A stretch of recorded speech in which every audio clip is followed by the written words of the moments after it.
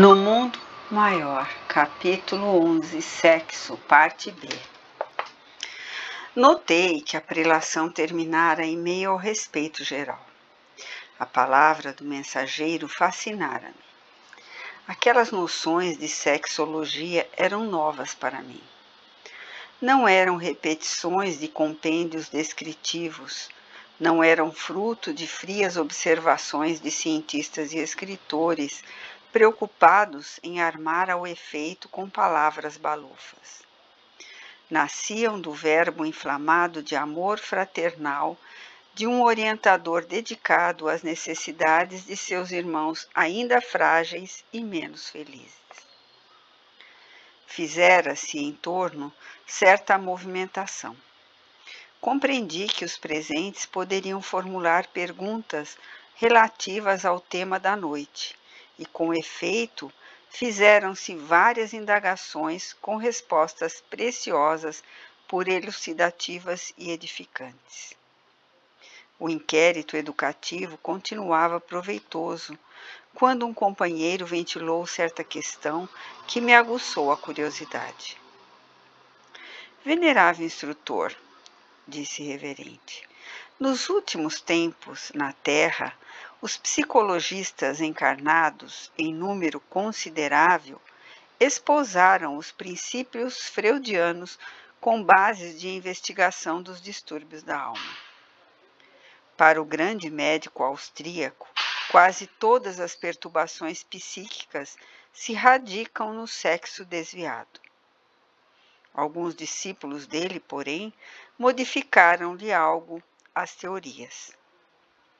Corrigindo a tese das alucinações eróticas que a psicanálise aplicou largamente às próprias crianças no estudo dos sonhos e das emoções, pensadores eminentes apuseram a afirmativa de que todo homem e toda mulher são portadores do desejo inato de se darem importância, o qual os compele a manter impulsos primitivistas de dominação. Outros expoentes da cultura intelectual asseveram a seu turno que o ser humano é repositório de todas as experiências da raça, trazendo consigo vasto arsenal de tendências para determinadas linhas do pensamento. O consulente fez uma pausa ante o silêncio geral que reinava em derredor de sua valiosa indagação, e prosseguiu. Sabemos hoje, distanciados do corpo denso de carne, que a vida do espírito é desconcertante em surpresas para a ciência terrestre. Entretanto, já que nos consagramos à tarefa de auxiliar os companheiros torturados da crosta planetária, não poderíamos receber elucidações adequadas a respeito, com o fim de passá-las adiante? O sábio instrutor não se fez de rogado e esclareceu. Já sei o que deseja. Refere-se você aos movimentos da psicologia analítica chefiados por Freud e por duas correntes distintas de seus colaboradores. O notável cientista centralizou o ensino no impulso sexual, conferindo-lhe caráter absoluto, enquanto as duas correntes de psicologistas, inicialmente filiadas a ele, se diferenciaram na interpretação. A primeira estuda o anseio congênito da criatura no que se refere ao relevo pessoal, enquanto a segunda proclama que, além da satisfação do sexo e da importância individualista, existe o impulso da vida superior, que tortura o homem terrestre mais aparentemente feliz. Para o círculo de estudiosos essencialmente freudianos, todos os problemas psíquicos da personalidade se resumem à angústia sexual. Para a grande parte de seus colaboradores, as causas se estendem à aquisição de poder e à ideia de superioridade. Diremos, por nossa vez, que as 3 escolas se identificam, portadoras todas elas de certa dose de razão, faltando-lhes, todavia, o conhecimento básico do reencarnacionismo. Representam belas e preciosas casas dos princípios científicos, sem, contudo, o telhado da lógica. Não podemos afirmar que tudo nos círculos carnais constitua sexo, desejo de importância e aspiração superior. No entanto, chegados à compreensão de agora, podemos assegurar que tudo na vida é impulso criador. Todos os seres que conhecemos, do verme ao anjo, são herdeiros da divindade que nos confere a existência e todos somos depositários de faculdades criadoras. O vegetal, instigado pelo heliotropismo, surge na paisagem, distribuindo a vida e renovando-a. O pirilâmpago cintila na sombra, buscando perpetuar-se. O batráquio sente vibrações de amor e de paternidade nos recessos do charco. Aves minúsculas viajam longas distâncias, colhendo material para tecer um ninho. A fera, ouvida a índole selvagínea, ao lamber com ternura um filho recém-nato. E mais da metade dos milhões de espíritos encarnados na crosta da terra, de mente fixa na região dos movimentos instintivos, concentram-se suas faculdades no sexo, do qual se derivam naturalmente os mais vastos e frequentes distúrbios nervosos.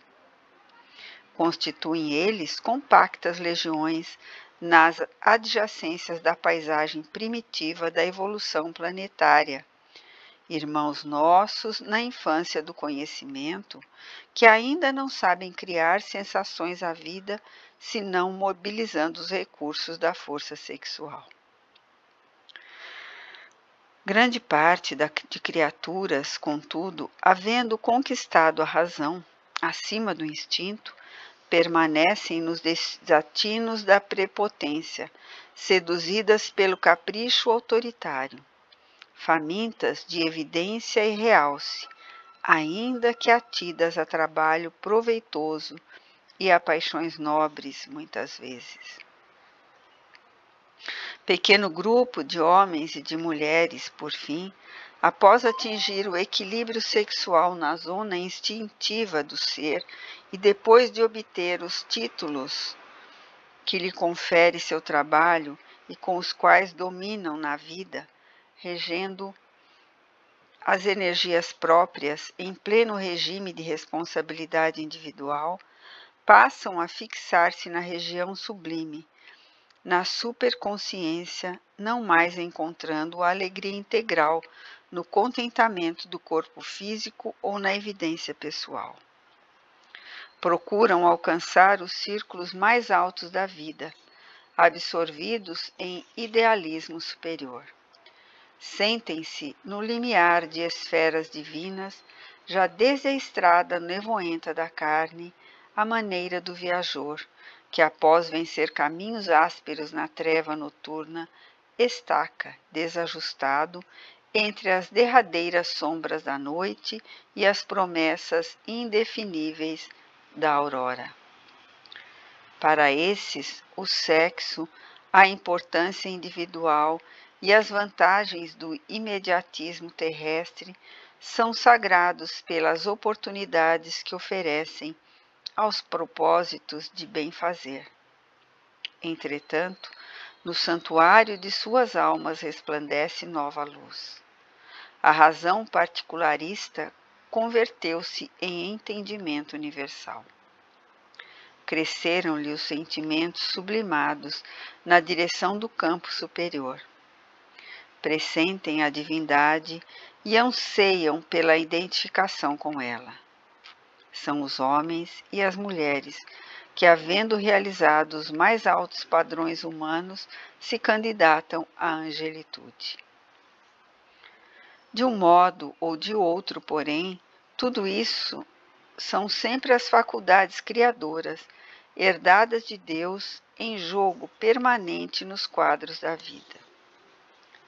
Todo ser é impulsionado a criar na organização, conservação e extensão do universo. O instrutor estampou significativa expressão fisionômica, imprimiu longa pausa à prelação em curso e em seguida acrescentou bem-humorado. Muita vez as criaturas instituem o mal, desviam a corrente natural das circunstâncias benéficas, envenenam as oportunidades, estacionando longuíssimo tempo em tarefas reparadoras ou expiatórias.